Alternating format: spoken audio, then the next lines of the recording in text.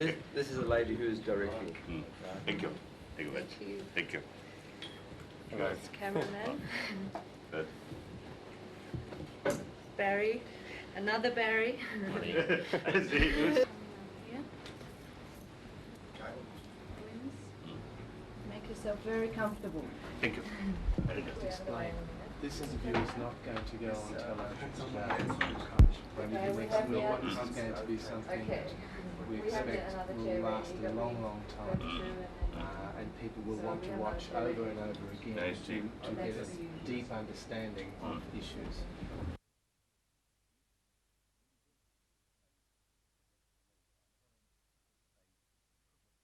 Your Holiness, this is a privilege for me that I never thought would come my way. I feel I'm here to be the voice of many people in our society who have questions, some of them deep questions, for which they hunger for answers and which I would like to put to you. In the West, we live in a society which is fearful and obsessed by death. And yet recently, we've had many examples of what are called near-death experiences, with people who are brought, as it were, back to life from very close to the border of death.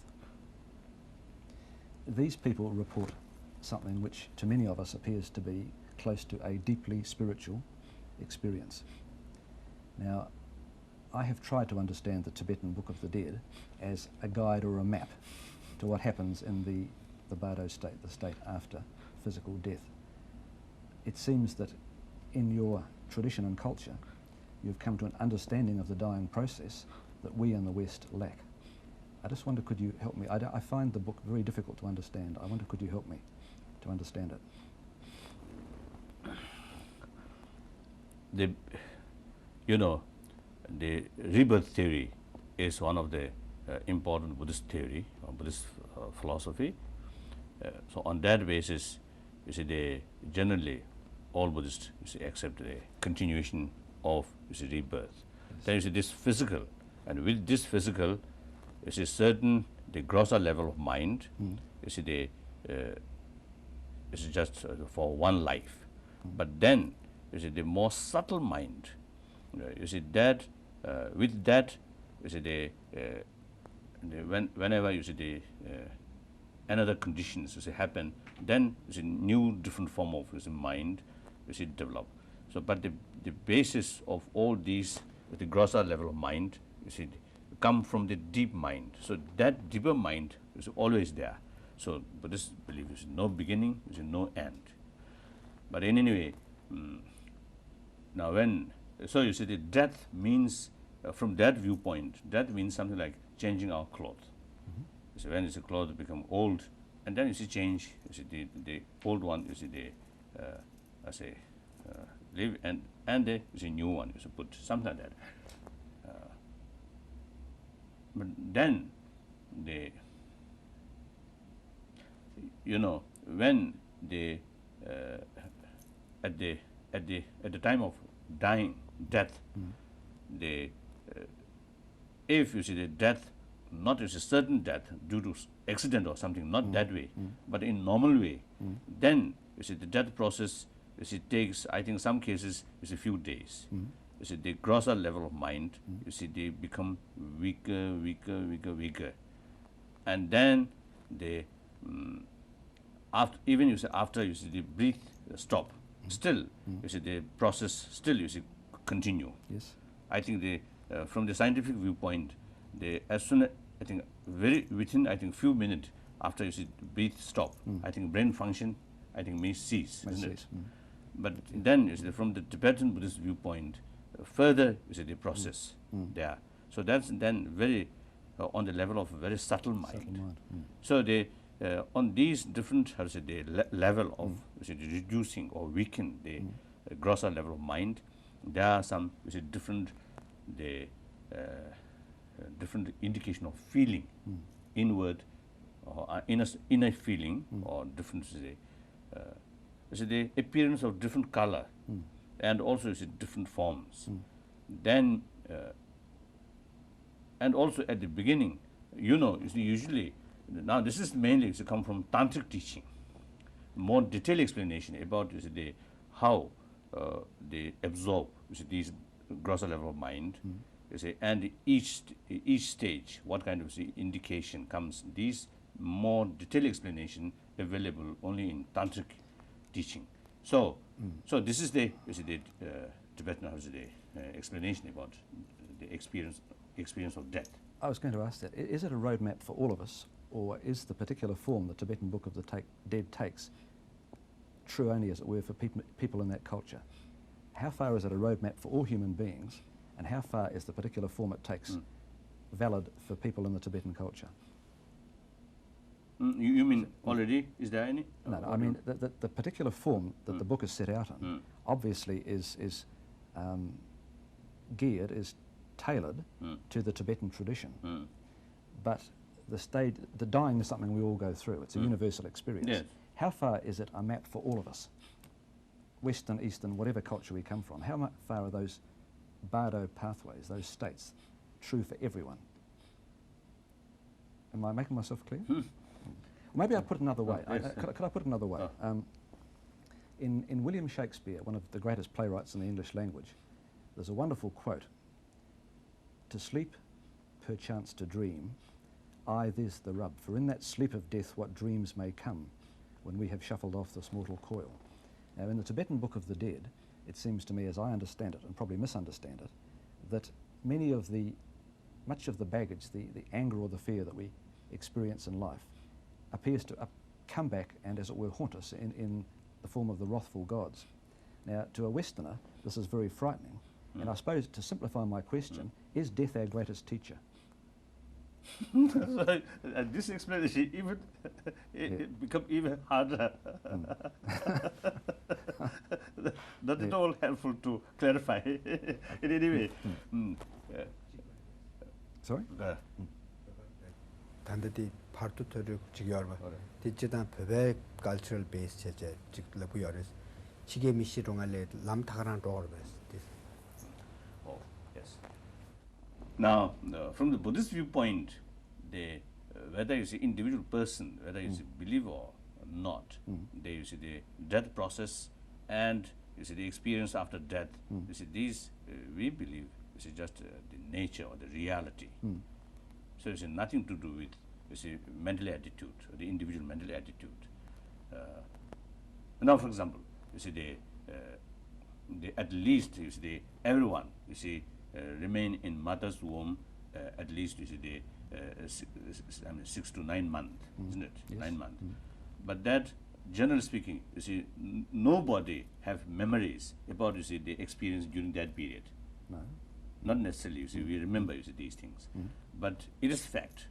So whether, you see, I mean, although, you see, we do not remember, you see, during that is few months experience in mother's womb, but it is fact. Similarly, you see, not necessarily, you see, we experience or we have to know through experience about, you see, the Bhartu state or the intimate state. But we believe, you see, the intimate state, there. So, so therefore, you see, we believe it is very important at the time of, you see, dying, that moment, the mental, you see, the alertness or mental, you see, clarity and stability is a very crucial factor. So therefore, you see, usually, you see, we through training, you see, the death experience becomes or make familiar to oneself, so that when the actual situation happen, when the actual event happen, then you see your mind can remain peaceful and you see alert. Yes, yes. Right. This, I suppose, brings me on to the topic of science, which is the particular tradition I come from, if you like. I'd like to ask you a very simple question. Again, in the West, we've seen a remarkable coming together of science and the spiritual tradition. Many centuries ago, they seemed far apart and hostile. Right. Now, in our time, remarkably, we see many instances where they come together, where science appears to validate, to support, to underpin the deep insights of the spiritual tradition. I'd like to ask you simply, is this your perception too, that Western science and, if you like, the tradition of mysticism, which has been so strong in the East, are in fact coming towards a common point. Yes, yes, certainly, certainly.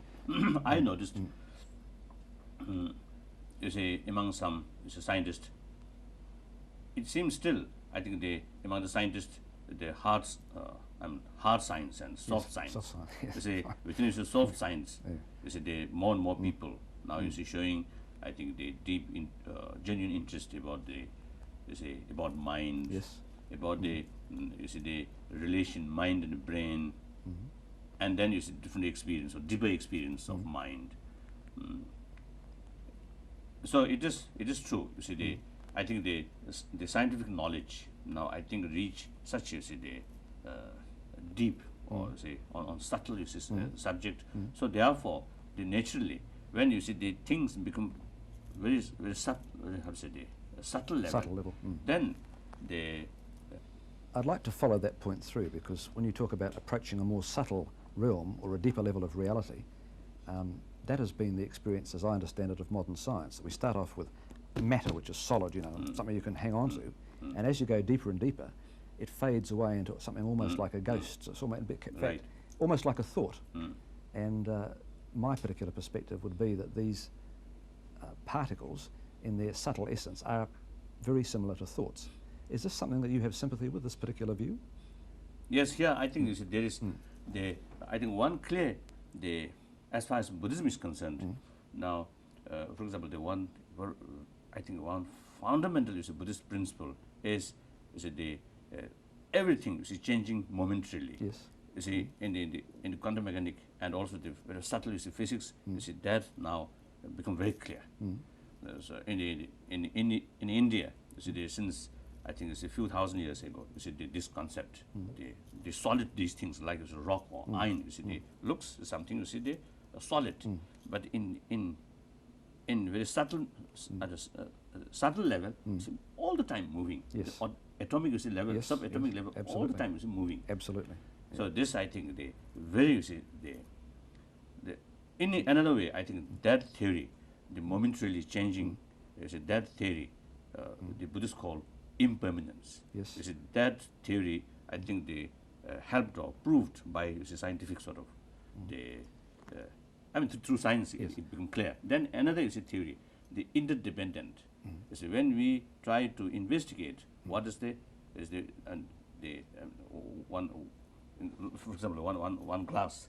You see, when we can say this is glass, of course, but if we investigate beside this color, besides shape, you see, besides the particles of the glasses, then what is the true glass? Yes. We cannot find. Yes. So you see, things you see they comes, Yeah. but due to many other factor, there is no solid identifiable sort of the solid thing not there. So that Buddhists call the interdependent. Yes. There is no independent thing. Everything depend on other factor. This I think the scientific explanation goes I think very similar.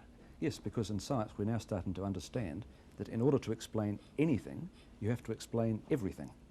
That's So right. there is That's right. complete That's right. That's oneness and totality. Right. That's right. Can I ask you an unfair question, Your Holiness? How far down the path to truth can science take us? Good. How far along the path to enlightenment can science on its own take us? 그렇죠. 담바니야라 사이언스 토는 그것이 바로 라고 제도. That's a difficult question. That, after all, I think the meaning of truth, there also I think the different meaning or different meaning. I sometimes I feel it's different truths. So the science, up to now, I think as far as I know, the science usually is the much involved. Is the thing which can measure. Yes. You see, through mathematically, you see, can explain. But then the all phenomena not necessarily that kind of nature. Yes. So for example, it's mind. Yes. It's something very, very difficult, you see, to calculate or to make measure about mind. Yes. The mental energy. Yes. So therefore, you see, I think in certain the phenomena, I think difficult to understand or to realize through ordinary scientific means. Yes. But you need, I think, perhaps I think next century or future, we may find, I think, new sort of model or new way, you see, new system, then so that we can know, you see, more deeper thing. But generally speaking, I think, you see, since you see the reality, the Eastern philosophy, like you see, Buddhism, is trying to find the reality. Then the Western science also is trying to the reality. So it's one reality. So you see, through different way to investigate, but should be same. Different paths to the same truth. That's right. Yes. Yes. Because one of the things that modern science used to do was leave mind out of it. Modern science tended to look just at matter. Right. And now That's through right. quantum science, through quantum physics, we understand that you can't take consciousness out of it. Without consciousness, it all becomes a ghost smoke and blows away. Right. And I was going to ask you about a particular theory in modern physics that holds that consciousness is the basis of everything, and that consciousness has called the entire material world into being, that consciousness has summoned into being through its own effort the entire cosmos as we see it. Would that be consistent with your view of things? Now here I think there are a lot of debate in the past. Yeah. You see, within Buddhist the philosopher, Yes. they some say, you see, the all phenomena is just you see, the mental reflection, Yes. or you see, they comes on the basis of, I'd say, just a mental reflection. There is no external things do not exist by externally. You see, everything, you see, the mental reflection. This is one thought. But then another thought, you see, they denying, you see, that theory, it is not just as a mental product. You see, things are, you see, they exist objectively. Yes. So even, you see, you consider certain things. Now, for example, you see, A, you see, I mean, on the basis of conventional, you see, I think the basis, everybody now agrees this is A. Then, if one individual, you see, even you see, try to visualize or think, you see, this is B, but still, you see, A remain A, will not become B. Yes. Because of, you see, your mental sort of, you see, as a visualization, it cannot turn. Yes. So it's a fact is fact. Yes. This is However, you see, so therefore, you see, the things, external things exist by externally. yes. But this does not mean, you see, the external things exist entirely or independently, independently from, how to say, from mind. Not that case. You see, mind and external things, you see, something inseparable. Something always, you see, the Interlock. yes, interlock. But its own nature, external thing, does exist by externally. Now, this is more profound Buddhist philosophy. You see, says like that. This is actually very close to the modern physical idea, where there is mind on the one side, if you like, and the world on the other, and reality blooms in the encounter between the two. There's what we Yes, call that's true. a dialogue between the two, and the reality that we humans perceive blooms in that dialogue between consciousness and whatever objective reality is out there. One example which is often used is to say that before eyes existed on this earth, the sea was not blue, because our consciousness calls the blue colour into being by the particular way our brains are constructed. Is this close to the... Oh, yes, very much. I think very much so. Very much so. Going back to my original point, so science, through its deeper insights, is beginning to provide a definition, if you like, for us in the West of many of the things that Eastern tradition has understood for many centuries. Would this be your position? Now, so far, I think it's basically, in some cases, I think the Buddhist knowledge is much advanced than you see Western the science. Now, for example, obviously in the psychology, Buddhist psychology is much advanced. And then other field, so far, you see, according to my own experience, you see, I learned many useful things from the scientific explanation.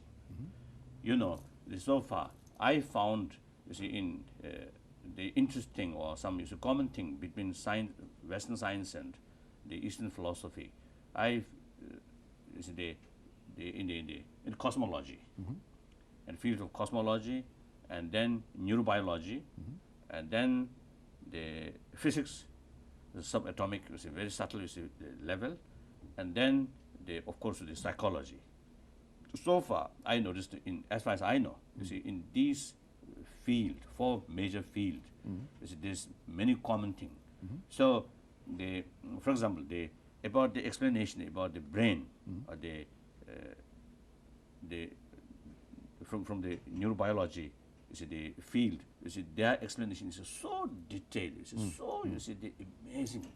You see, to us, it's entirely, you see, new. So basically, you see, we know, you see, this is the body situation and body element. The rough idea is there, but detailed thing, the scientific explanation is very, very useful, very helpful. To simplify a complicated matter, one could say that in the West, we have focused on the outer world.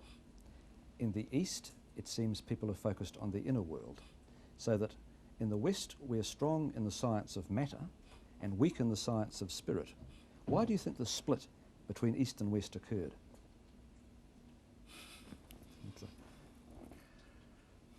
I don't know. When we talk about the material development, now naturally, you see, the importance of this matter. So I think the human energy or human interest, you see, towards the external, you see, thing happen because, you see, the economic development or the material development. So they just, you see, only think about, you see, inner science. You see, inner science will not produce more money, or more the facility. Yes. Therefore, you see, we need the external, you see, the material development. Will the human race only be whole when these two things are reunited? Their side. Yes. That's Yes. is the key Yes. thing. I always feel is the Western science and technology with, you see, this more spiritual. Yep. Even you see a lot of, you see, Western philosophy, you see, ancient philosophy, and you see the spiritual. Now this and plus, you see, some Eastern, you see, philosophy. These, I think, together is at the proper way. After all, I always